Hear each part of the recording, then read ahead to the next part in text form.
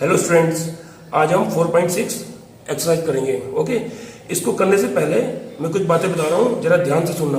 Okay, पहला, इस topic से लगभग हर साल 6 मार्क्स का क्वेश्चन आता ही आता है। रेयर केस में कभी कभी ना आए, मोस्टली हर साल ही आता है। ओके, इसलिए ध्यान से करना, 6 मार्क्स कम नहीं होते। सेकंड, इस पे जो करने का तरीका है काफ़ी लेंदी है। ओके, तो ध्यान से करना, कैलकुलेशन ज़्यादा है, थोड़ी सी भी माइनर मिस्टेक होगी तो आप लोगों को पूरा क्वेश्चन करना पड़ेगा, जो कि फिर काफ़ी टाइम लगेगा आपको, दो बार करोगे तो उसको फिर। ठीक है, इसलिए ध्यान से करना। और दूसरी, ये टॉपिक बिल्कुल भी टफ नहीं है। क्यों? क्योंकि इसमें लगभग पूरी एक्सरसाइज में एक जैसा ही रूल अप्लाई हो रहा है। ओके, सिर्फ वैल्यू चेंज मिलेगी, तो वैल्यू चेंज करने से कोई क्वेश्चन चेंज हो जाएगा। ओके, करने का तरीका पूरी एक्सरसाइज में एक जैसा ही है। ठीक है, चलो अब शुरू करते हैं। हम पढ़ क्या रहे हैं? इसमें पढ़ रहे हैं हम solution of system of linear equation, मतलब लीनियर इक्वेशन को कैसे सोल्व किया जाए। ओके, पहला लीनियर इक्वेशन आप लोग सुनते आ रहे होंगे। लीनियर इक्वेशन मतलब ऐसा वेरिएबल जिसमें पावर क्या हो, 1, तो लीनियर इक्वेशन बोलते हैं, पता ही होगा आप लोगों को। सेकंड, ये ऐसे कोई बेसिक चीज है सिस्टम। सिस्टम वर्ड क्यों यूज कर हमने? जब एक से अधिक इक्वेशन होती है तो हम सिस्टम वर्ड यूज करते हैं। ओके, अब इस पे जो हम तरीका अप्लाई कर रहे हैं, इस तरीके का नाम है जिसको हम बोलते हैं मैट्रिक्स मेथड। ओके, इसका मतलब यूजिंग इनवर्स ऑफ मैट्रिक्स, जहां पे मैट्रिक्स का इनवर्स यूज हो उसको ही बोलते हैं मैट्रिक्स मेथड। अब करना कैसे, ध्यान देखना जरा, पूरी एक्सरसाइज में सेम यही रूल अप्लाई करना है आप लोगों को। ओके, सबसे पहले आप लोगों को वहां पे ये लिखा मिलेगा, using matrix method solve the system of linear equation. Okay, तो सबसे पहले आपको याद क्या रखना है, जितने भी ये वेरिएबल है इसको लेफ्ट साइड रखना है और कांस्टेंट राइट साइड हो। मैं फिर रिपीट कर रहा हूँ, वेरिएबल सब लेफ्ट साइड होने चाहिए, कांस्टेंट राइट साइड। ओके, अगर कोई कांस्टेंट लेफ्ट साइड है तो उसको राइट साइड में भेज देना। क्लियर? उसके बाद the given system of equation can be written as this, किसी भी लीनियर इक्वेशन को इस टाइप से लिखा जा सकता है। अब यहाँ पे मैंने 3 मैट्रिक्स बनाए, ये कैसे बने ध्यान सुनना। ये जो मैट्रिक्स बना है ये बना है जितने भी वेरिएबल है इनके कोफिशिएंट को लेकर। जैसे इसका कोफिशिएंट कितना है 8, इसका -4, इसका 1, तो देखो यहाँ 8 -4 1।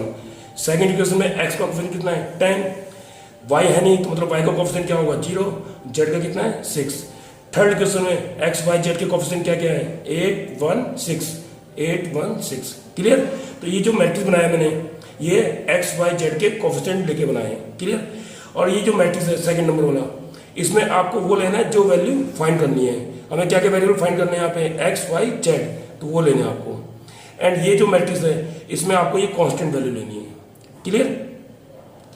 अब ये बना कैसे, ये कोई पूछेगा नहीं, फिर बता रहा हूं मैं। अगर आप इसको इससे मल्टीप्लाई करोगे और कंपेयर करोगे तो यही इक्वेशन बनेगी। कैसे देखो जरा, अब मल्टीप्लाई आप लोगों को करना आता ही होगा। फर्स्ट रो फर्स्ट कॉलम देखो जरा, 8x - 4y + z = 5, देखो यही आ रहा है। अब मैं second row first column multiply करना आता है ना, 10x ये तो होगा नहीं, +6z = 4, ये आ गया। अब मैं थर्ड रो को इससे करता हूँ into, 8x + y + 6z = 5/2। Clear? अगर मैं इसको उससे इंटू करता हूँ, इक्वल मतलब इक्वल मैट्रिक्स, अब कंपेयर करता हूँ तो यही इक्वेशन बनेगी आपकी। क्लियर? ये कोई पूछेगा नहीं, जस्ट मैंने आपको समझाया है। ओके, वियर a, इसको हमने a नाम दिया है, इसको x, इसको b।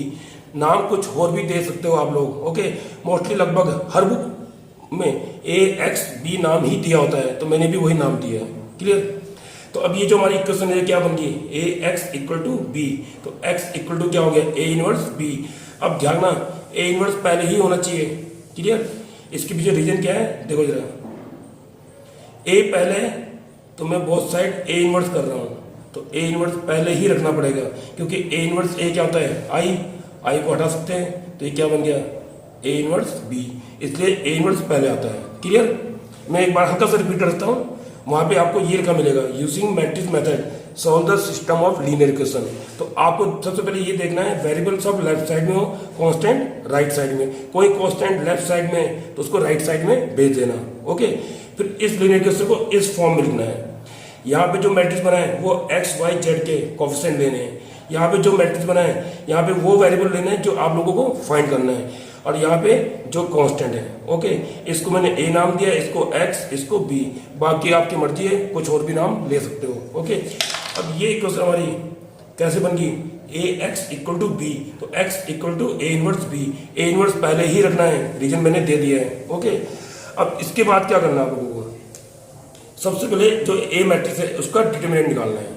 डिटरमिनेंट आप लोगों को सबको आता ही होगा, जैसे यहाँ पे डिटरमिनेंट कितना आया 10 which is not equal to 0, और जिसका डिटरमिनेंट 0 के इक्वल नहीं होता है तो वहाँ पे इनवर्स क्या होता है, एग्जिस्ट। ओके, अब एक चीज और, आपने 10th क्लास में पढ़ा होगा, जो ये लीनियर क्वेश्चन होती है हमारी एक से अधिक, तो इसमें 3 केस बनते हैं, या तो यूनिक सॉल्यूशन, या नो सॉल्यूशन, या फिर इनफाइनाइट मैनी सॉल्यूशन।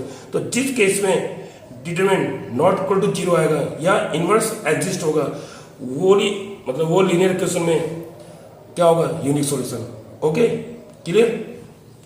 अब इनवर्स निकालने के लिए आपने लास्ट वीडियो पढ़ ही लिया होगा।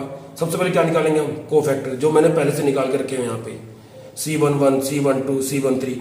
आप भी ऐसे कर सकते हो, एक दो को निकाल के बाकी डायरेक्ट लिख सकते हो, पर ध्यान रखना थोड़ा सा भी माइनस पर भी गलती होगी पूरा क्वेश्चन हो जाएगा। क्लियर।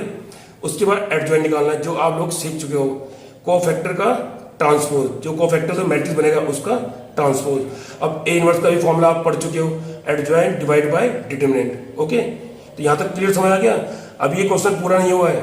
ओके, अब इसके आगे क्या करना है, ध्यान से नहीं रखना।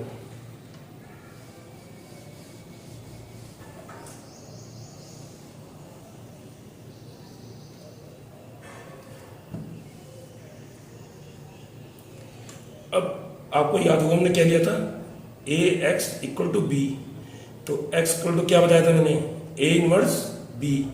अब इसमें एक चीज याद रखना बच्चों, इसको 1/10 को अंदर इंटू मत करना, पूरी वैल्यू फ्रैक्शन हो जाएगी, रॉन्ग नहीं है, हार्ड पड़ेगा।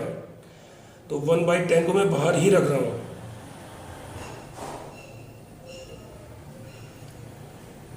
-6, 25, -24, -12, 40, -38, 10, -40 एंड 40। अब यहां बी रिप्लेस कर देना। बी क्या था हमारे पास, 5, 4 एंड 5/2। क्लियर।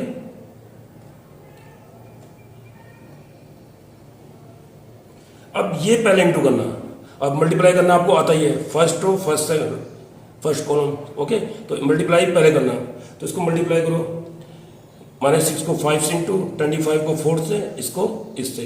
तो मैं डायरेक्ट आंसर लिख रहा हूँ इसका फिलहाल। इसका आंसर आएगा आपका 10,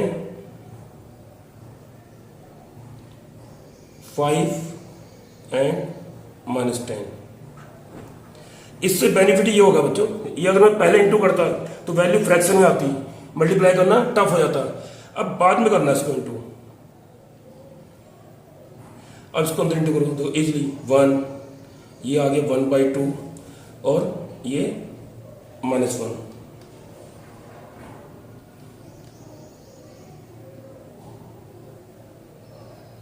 और ये किसके इक्वल चल रहा था हमारे, x के,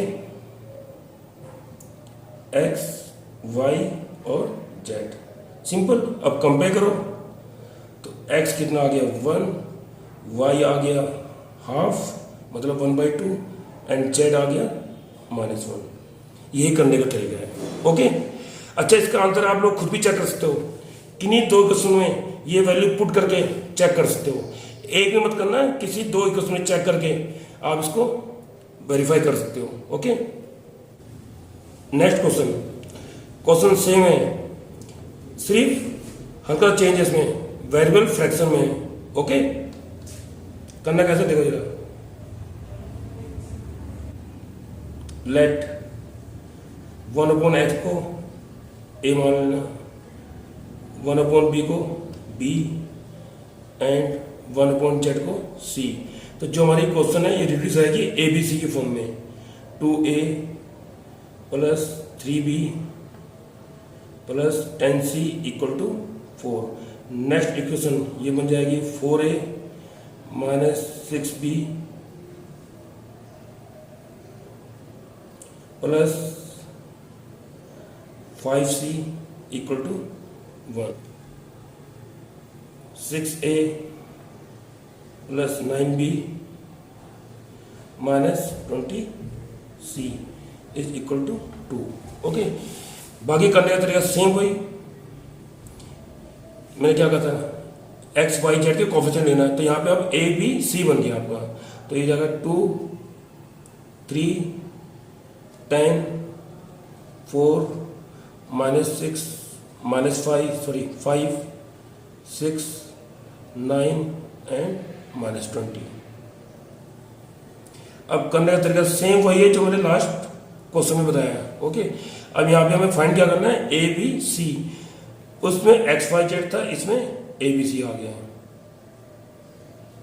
इक्वल टू यहाँ पे क्या लोगे, ये कांस्टेंट 4 1 2, सेम वैसे ही करना है जैसे मैंने पिछली वीडियो बताया है। ओके, फिर इसको ए, इसको एक्स, इसको बी, तो X equal to A inverse B, clear. अब उसके बाद सेम वही प्रोसीजर है जैसे आपको बताया था, क्या बताया था, ए का डिटरमिनेंट निकालना है, वो नॉट इक्वल होना चाहिए, इनवर्स एग्जिस्ट होगा, उसके बाद फिर इनवर्स निकालना है। आप लोगों को पता है formula, adjoint divide by determinant, same just अभी जो क्वेश्चन कराया है वैसे ही करना है आप लोगों को। ओके, तो यहाँ से जब सॉल्व करोगे तो आपकी ए बी सी की वैल्यू आ जाएगी, तो जो भी ए की वैल्यू आएगी, बी की वैल्यू आएगी एंड सी की वैल्यू आएगी, ए बी सी वो यहाँ रिप्लेस कर देना, उससे आपका एक्स वाई जेड आ जाएगा। तो मैं आपको आंसर बताता हूँ, ये क्वेश्चन पूरा करना है और ये आंसर मैच कर लेना। इसका आंसर आएगा, जो एक्स की वैल्यू है वो आप लोगों की आएगी 1/2, वाई की जो वैल्यू है वो आएगी 1/3 एंड जेड की जो वैल्यू है वो आएगी 1/5। ओके, सेम वैसे ही करना है, बस आपको इस क्वेश्चन में इतना याद रखना है, वेरिएबल फ्रैक्शन में नहीं होना चाहिए। ओके, तो उनको पहले मैंने ए बी सी माना, या कुछ और नाम भी दे सकते हैं आप लोग, बाकी उसके बाद सेम वही प्रोसीजर जो जस्ट मैंने इससे पहले वीडियो में बताया है, ठीक है, वैसे सेम करना है। बस उसमें यहाँ पे एक्स वाई जेड आ रहा था, यहाँ पे आपका ए बी सी आएगा। अब ये ए बी सी यहाँ पे रिप्लेस करके एक्स वाई जेड फाइंड कर सकते हो। ओके, इसलिए मैंने कहा था वो जो इसका पहला क्वेश्चन कराया था उसको ध्यान देना, उसी पेज पे करने सब, हल्का सा माइनर सा चेंज है कुछ क्वेश्चनों में। Okay,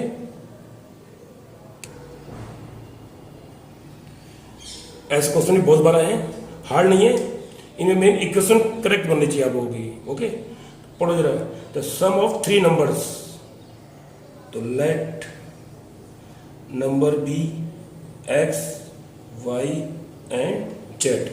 okay, now according to question, अब क्वेश्चन के अकॉर्डिंग क्या कह रहा है, sum of 3 numbers is 6, it means x plus Y plus Z equal to 6। एक सम हमारी ये बन गई है। Okay, if we multiply the third number by 3, third number को हम 3 से मल्टीप्लाई करते हैं, and add second number, we get 11, हमें 11 मिलता है। Okay, last by adding first and third we get double of second number means 2y।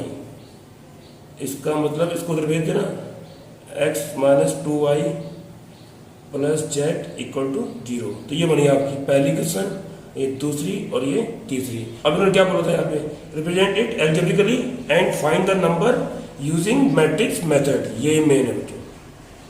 अब इसको मैथमेटिक्स से सॉल्व करना है, जो मैं आपको बता चुका हूँ। ओके, सेम अब मैं क्वेश्चन नहीं कर रहा हूँ, कई बार बता चुका हूँ। एक्स वाई जेड के कोफिशिएंट 1 1 1, इसमें एक्स नहीं है, एक्स का कोफिशिएंट 0 1 3, यहाँ पे 1 -2 1, फिर